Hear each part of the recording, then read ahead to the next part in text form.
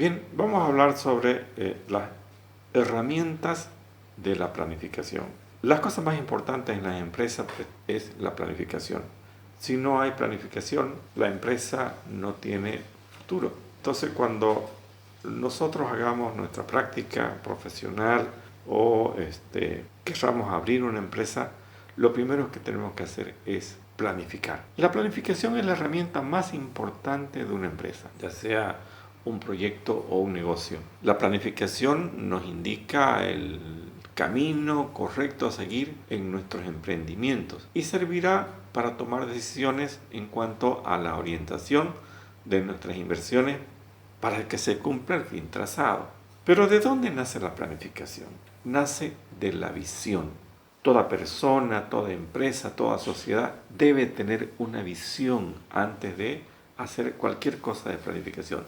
Tenemos que nosotros visualizar el camino hacia dónde queremos ir o la meta, a dónde queremos llegar. La visión de una empresa es una declaración o manifestación que indica hacia dónde se dirige una empresa o qué es aquello en lo que pretende convertirse en el largo plazo. Entonces, la visión siempre es a largo plazo. ¿Y de dónde nace la visión? La visión nace de una necesidad. Por lo general, siempre hay una necesidad antes que se dé una visión. Puede ser una necesidad social, empresarial o personal. Siempre la motivación de los emprendimientos nace del deseo de satisfacer las necesidades. Cuando nosotros hemos definido la visión, la visión evidentemente no todos a veces podemos conseguir la visión. Se dice que son personas, a veces las personas son visionarias. No hay sociedades visionarias, son personas visionarias.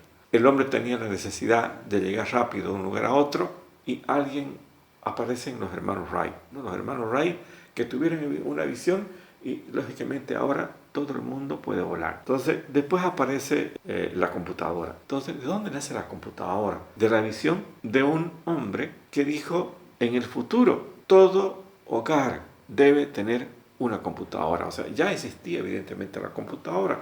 La computadora había sido utilizada durante la Segunda Guerra Mundial y en realidad la computadora tiene sus orígenes en la Revolución Industrial, ¿no? Entonces, pero, ¿no?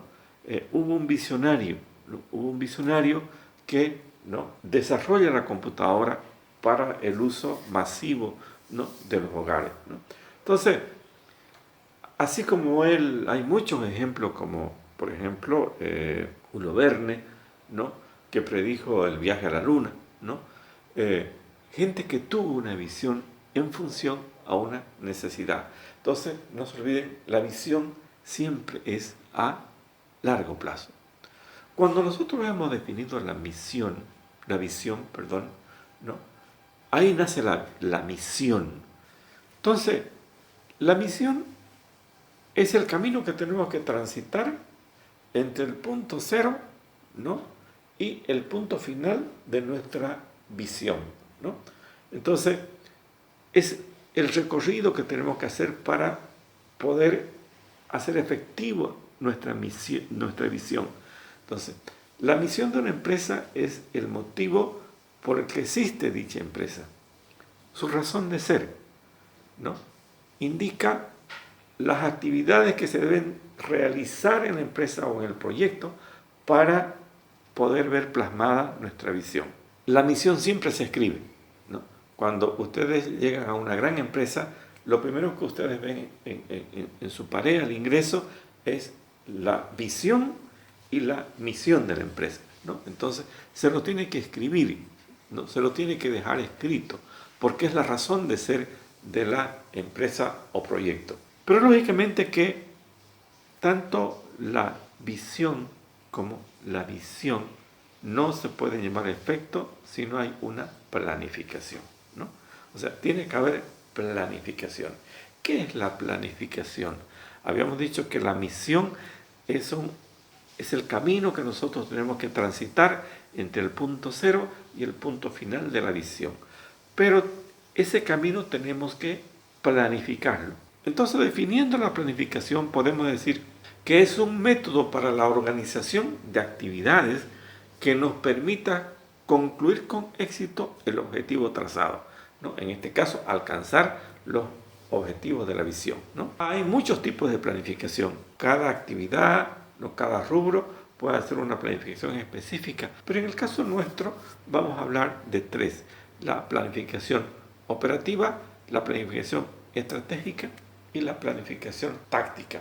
Entonces no nos olvidemos que la planificación es la organización de actividades. Esta organización la hacemos pensando en el futuro, pero la definimos hoy día, ¿no? Entonces, la planificación operativa es una herramienta de la gestión que facilita la coordinación de los recursos de la organización. Estos recursos son tanto recursos financieros como recursos físicos. Entre los recursos físicos tenemos los recursos naturales, por ejemplo. Para que sea posible alcanzar las metas y los objetivos que están contenidos en los planes estratégicos y tácticos de dicha empresa, organización o proyecto. Entonces, necesariamente tenemos que, lógicamente, organizar, ¿no?, todas las actividades, ¿no?, dentro de lo que se llama la planificación operativa.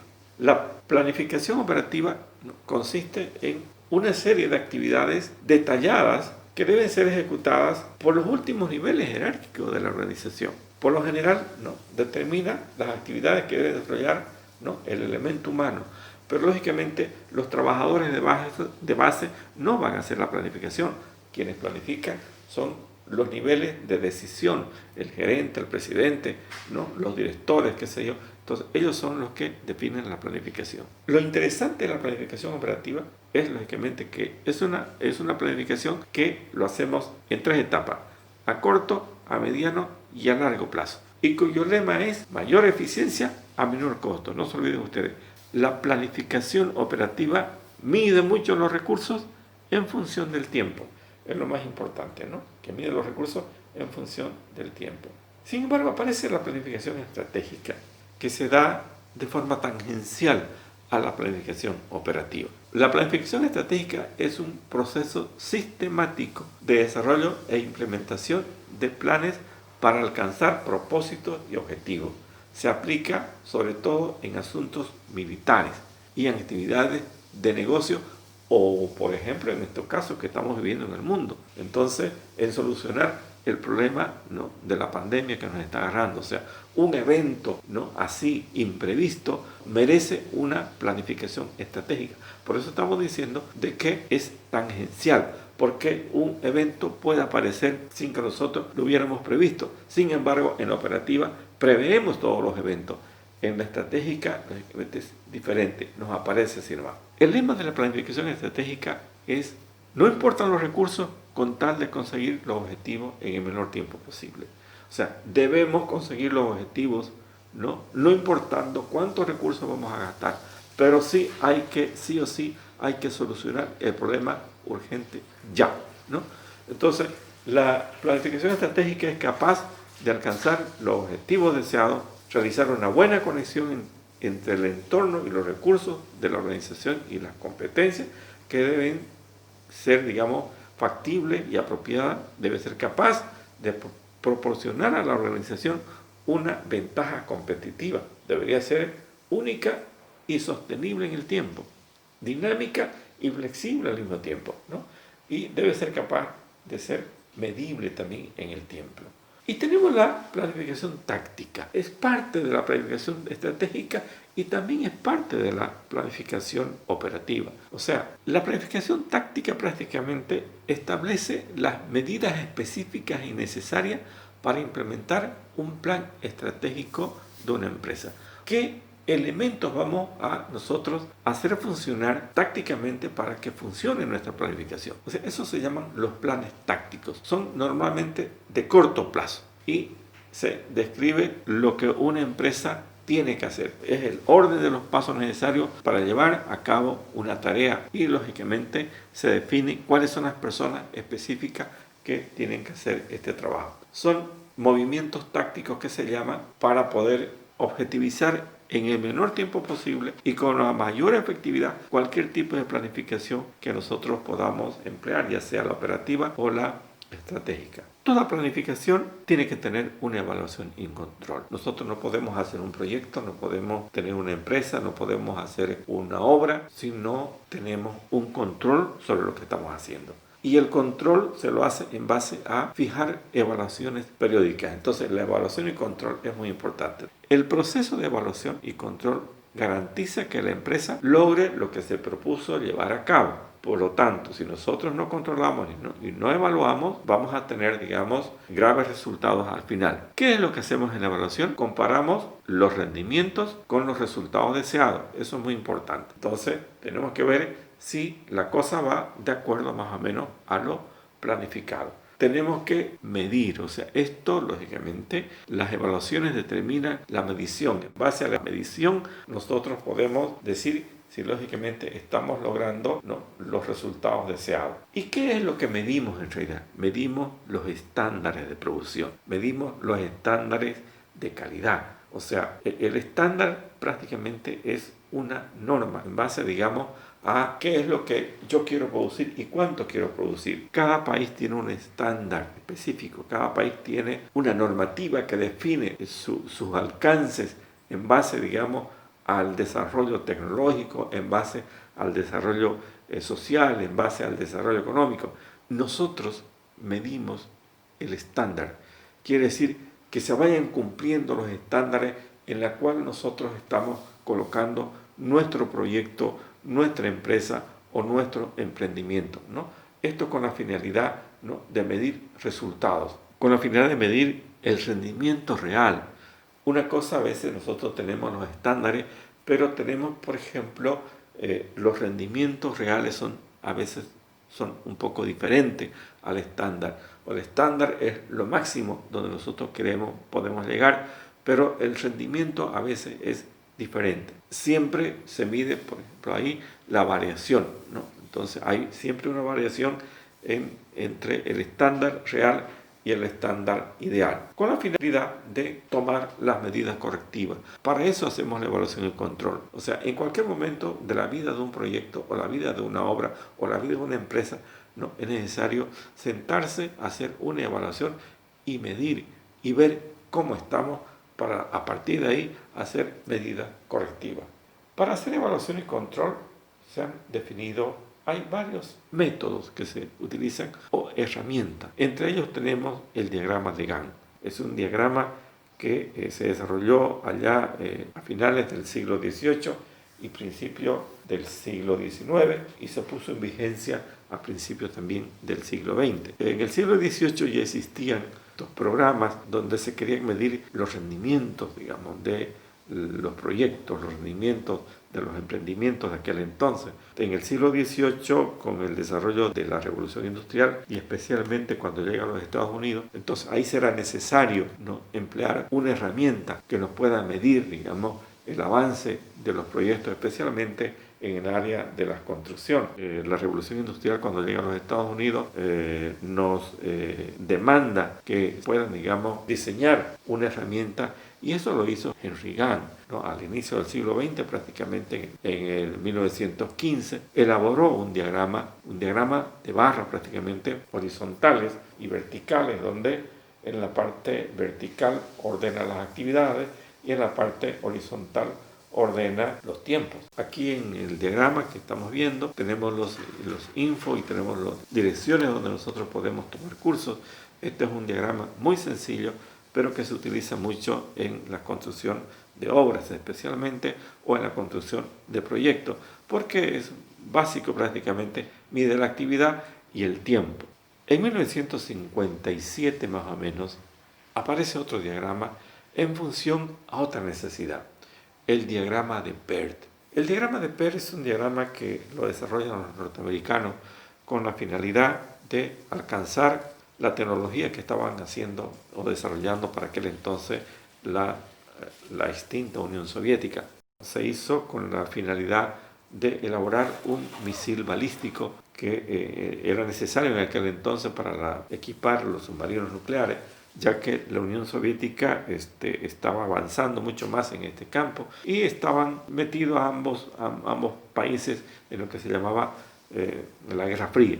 era necesario que se desarrolle y se dio esto dentro del marco de las Fuerzas Armadas norteamericanas, ¿no? Este diagrama que prácticamente fue el que permitió que el hombre llegue a la Luna y que hoy día se está utilizando para que el hombre pueda llegar a Marte. El término PERT es un término en inglés que dice prácticamente que es técnica de revisión y evaluación de programas. Entonces es una forma visual de representar las tareas de forma que el proyecto y las relaciones entre cada una de ellas. Cada actividad tiene una relación y tiene una correlación los unos con los otros. Mide el inicio de una actividad y el fin de otra actividad, que precede a una y lógicamente con el tiempo. ¿Qué es lo que se busca con este programa?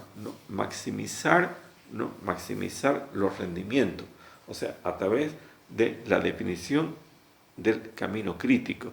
El camino crítico es por donde debe transitar, digamos, la actividad fundamental para poder llegar desde el nodo 1 hasta el nodo final de nuestro proyecto. O sea, no nos podemos salir del camino crítico. Entonces, es por eso de que, vuelvo otra vez a repetir, en el tema del hombre a Marte, ya se dijo que el hombre va a llegar el 2030. Quiere decir que el programa ya está corriendo y estamos viniendo desde el 2030 hacia el 2020.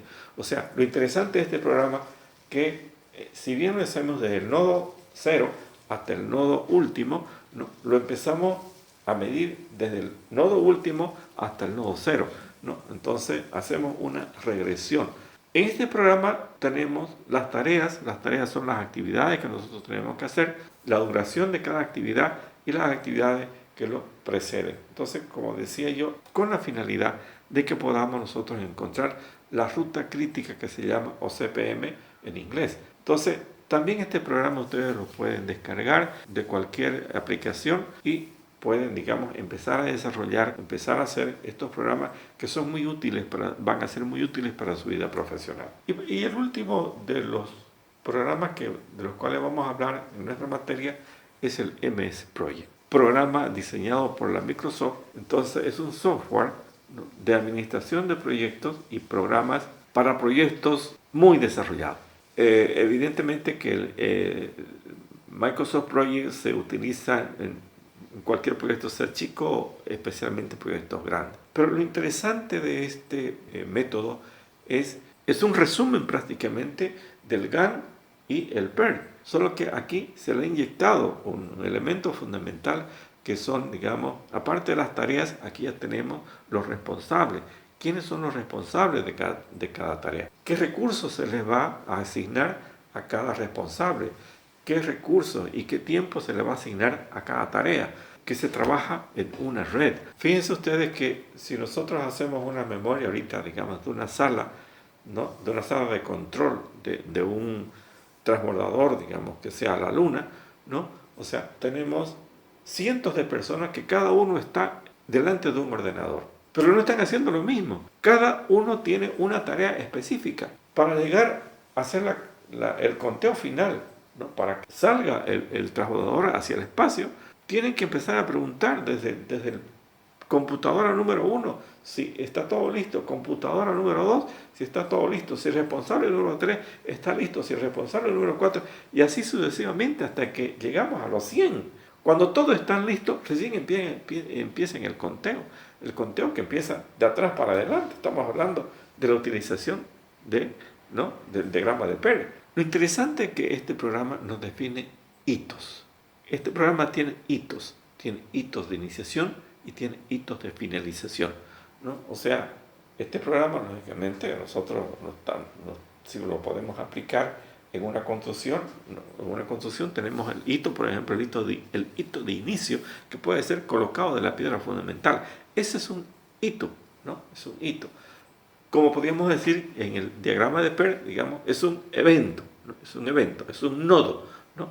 Entonces, lo interesante de este programa es eso. O sea, es un programa que yo se lo recomiendo, ¿no?, que lo deban aprender, porque es una herramienta básica para controlar y evaluar proyectos, programas, ¿no?, y cualquier trabajo que nosotros podamos hacer en nuestros emprendimientos o allí donde nos toque trabajar.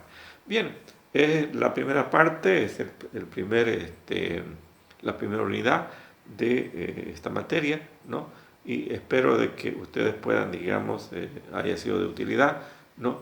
Y que puedan practicar estos programas en el futuro.